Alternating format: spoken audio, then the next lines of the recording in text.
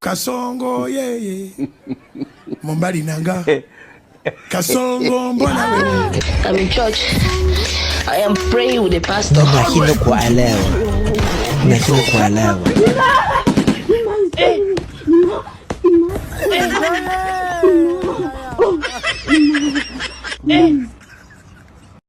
That is a miracle. Jesus!